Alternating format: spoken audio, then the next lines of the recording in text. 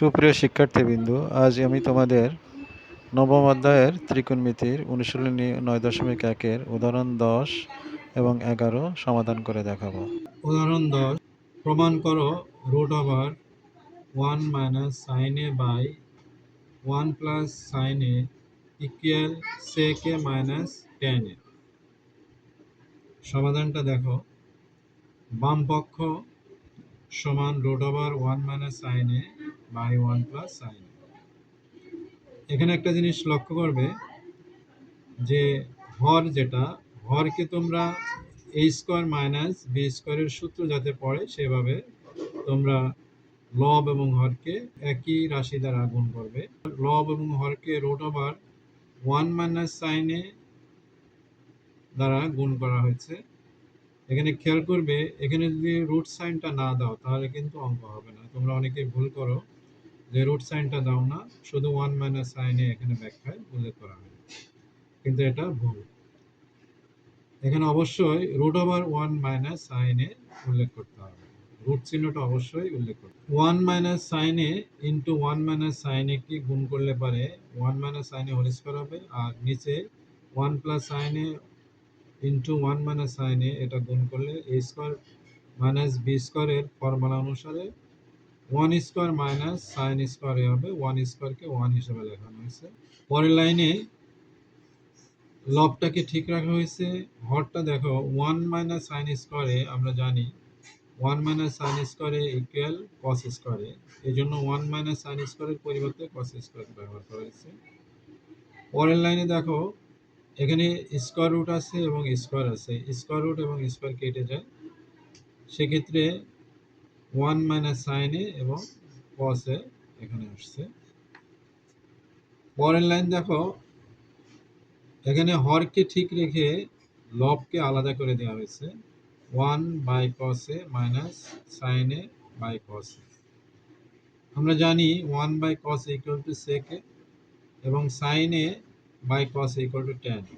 তাহলে sec a - tan a, এখানে ডান পক্ষ আছে sec a - tan a প্রমাণিত হয়েছে। এবার আসি উদাহরণ 11-তে। আমরা এখন উদাহরণ 11-র সমাধান করে দেখাবো। দেওয়া আছে tan a + sin a = a, tan a - sin a = b। বাম পক্ষ নিয়ে আমরা শুরু করব। বাম পক্ষ ইকুয়াল a² - b²। এখানে এর মান বসানো হয়েছে tan a + sin a তার উপর square minus tan a - sin a তার উপর স্কয়ার। এখানে লক্ষ্য করো a + b whole square minus a - b whole square, অর্থাৎ এখানে tan a কে a এবং sin a কে b ধরে a + b whole square minus a - b whole স্কয়ারের অংশদুল্য বসানো হয়েছে 4ab। এখানে সাইড নোটটা দিয়ে দিবে, a + b whole square minus a - b whole square = 4ab। পরের লাইনে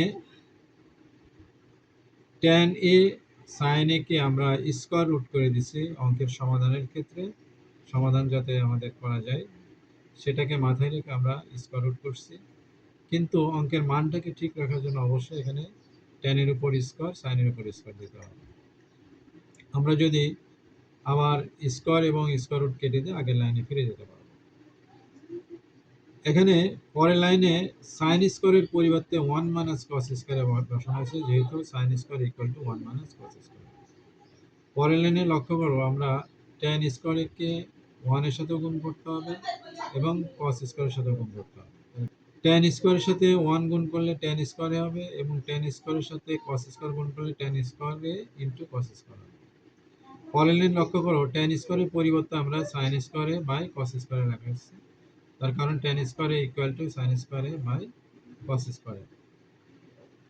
এখানে দেখো cos² এ হর আছে এবং cos² এখানে লবে আছে, এটা কেটে গেল, থাকলো sin²। এখন আমরা tan K a sin K b ধরে tan² a - sin² a এটাকে আমরা a² - b² সূত্র প্রয়োগ করব। a + b * a - b, অর্থাৎ tan a + sin a tan a - sin a। এখানে tan a + sin এর মান হচ্ছে a, tan a - sin এর মান হচ্ছে b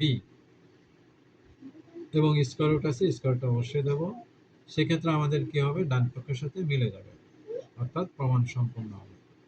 তো আজকে এ পর্যন্তই, ধন্যবাদ সবাইকে।